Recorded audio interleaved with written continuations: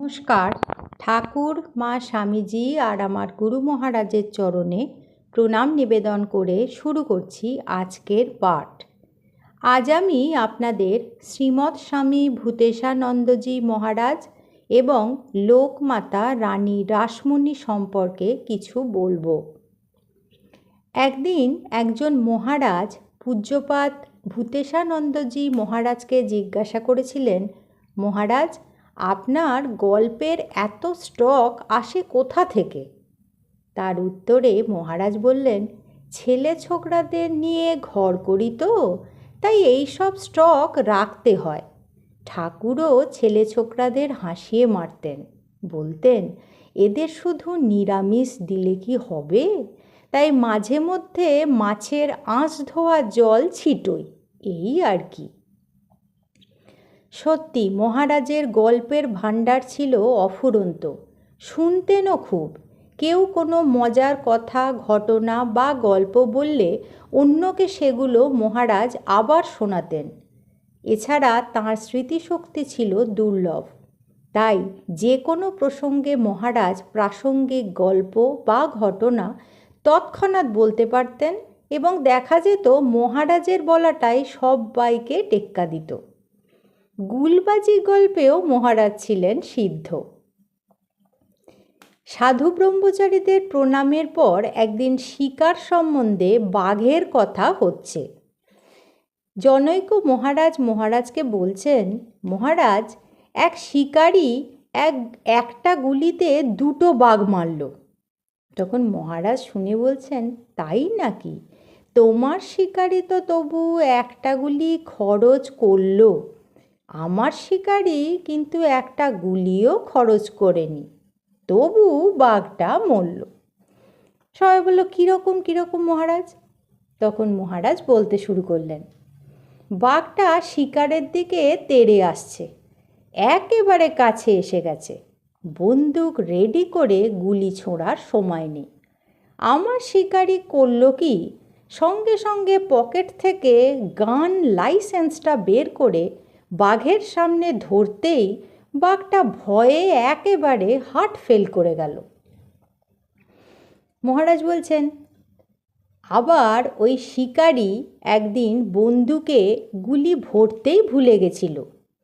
বাঘ এসে পড়েছে সামনে, দেখেই খালি বন্দুকটা হাতে নিয়ে তাক করতে উদ্যত হতেই বাঘটা ভয়ে পালাতে গিয়ে পা হড়কে গিয়ে পড়ে মরে গেল। তখন সবাই বলে উঠল, বাঘটা পালাতে গিয়ে পা হড়কে পড়ে গিয়ে মরে গেল? তখন মহারাজ বললেন, শোনো, এখানেই শেষ নয়। আমার শিকারিও বন্দুকে যখন গুলি ভরতে ভুলে গেছিল যেদিন এবং বাঘটা অতর্কিতে সামনে এসে পড়েছিল, সঙ্গে সঙ্গে শিকারি করল কি, সে বাঘটার সামনে বলে উঠল, এই, তুই না রয়্যাল বেঙ্গল টাইগার, তো তুই ল্যাংটা কেন? শুনেই বাঘটা এত লজ্জা পেল যে ওখানেই মরে গেল। এই রকমই কৌতুকপ্রিয় মানুষ ছিলেন স্বামী ভূতেশানন্দজি মহারাজ।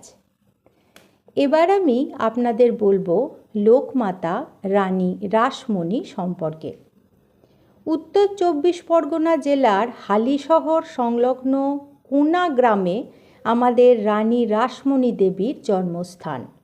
1200 বঙ্গাব্দের 11ই আশ্বিন বুধবার, 1793 খ্রিস্টাব্দ। এক দরিদ্র মাহিষ্য বংশের বৈষ্ণব দম্পতির গৃহে রাসমণি দেবীর জন্ম। পিতার নাম হরে কৃষ্ণ দাস এবং মাতার নাম রামপ্রিয়া দেবী। রাসমণি দেবীর পিতামহের নাম জগমোহন দাস। তিনি একজন দরিদ্র কৃষক ছিলেন। তাঁরই একমাত্র পুত্রের নাম হরে কৃষ্ণ দাস এবং একটি কন্যার নাম ক্ষেমঙ্করী দেবী। এই একটি পুত্র ও একটি কন্যা ছাড়া জগমোহন দাসের আর কোনো সন্তানাদির উল্লেখ পাওয়া যায় না।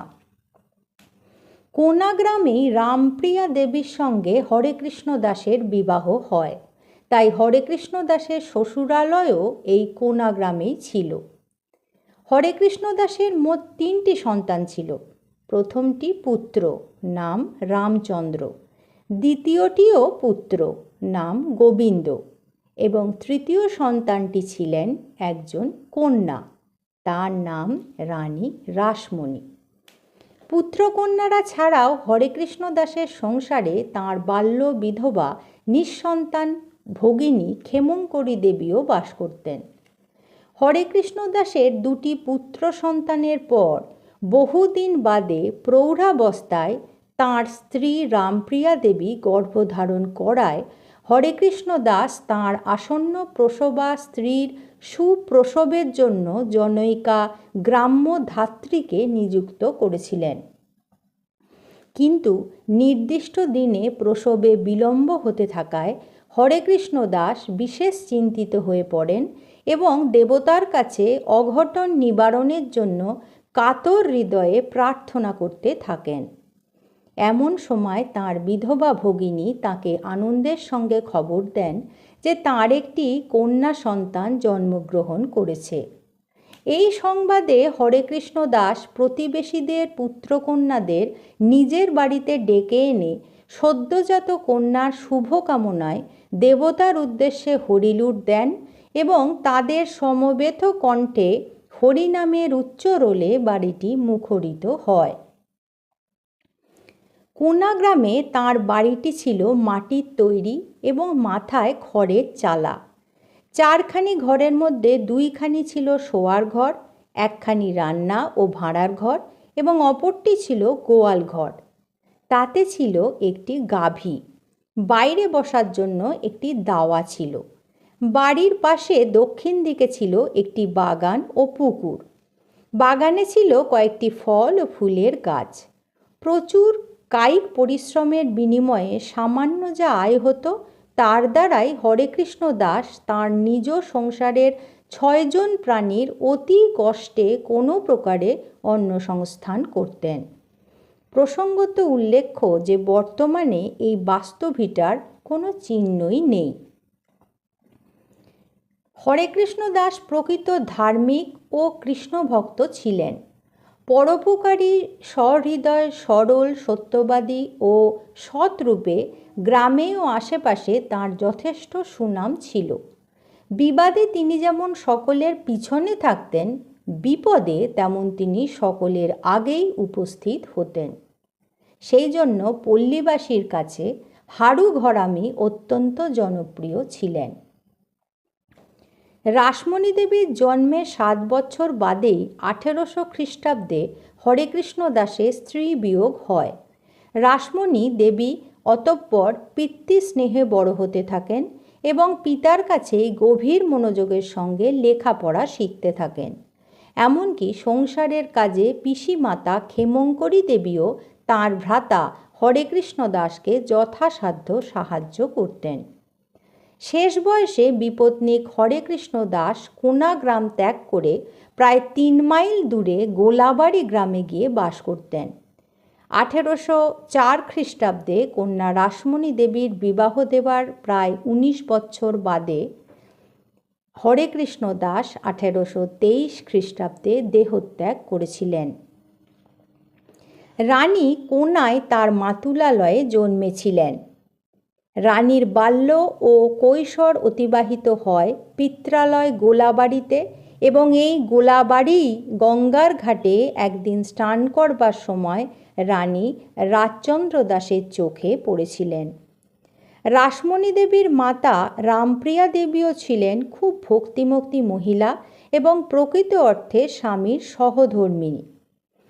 দেবদ্বিজে রামপ্রিয়া দেবীর অসীম ভক্তি ছিল এবং সংসারে সকল কর্তব্য পালনের মধ্যেও নানা প্রকার বার ব্রত ও পূজা দিতে তিনি যুক্ত থাকতেন। মাতা রামপ্রিয়া দেবী আদর করে তাঁর কন্যার নাম প্রথমে রেখেছিলেন রানী। 1.5 বছর বাদে তার নাম রাখেন রাসমণি। কিন্তু লোকে অনেক সময় তাঁর 2টি নাম একত্র করে রানী রাসমণি বলে ডেকে স্নেহ প্রকাশ করত। কথিত আছে একদিন বৈশাখ মাসের দুপুরে রাসমণি দেবী সেখানকার দোলনায় দুলে একটা ডুমুর গাছের তলায় বসে বিশ্রাম করার সময় লক্ষ্য করেন যে একটি ডুমুর গুচ্ছের মধ্যে 2-3টি ডুমুরের ফুল ফুটে আছে। রাসমণি দেবী তাঁর মাতার কাছে শুনেছিলেন যে ডুমুরের ফুল দেখা যায় না, তবে যদি কেউ দেখতে পায় নিশ্চয়ই ধনী ও সুখী হয়।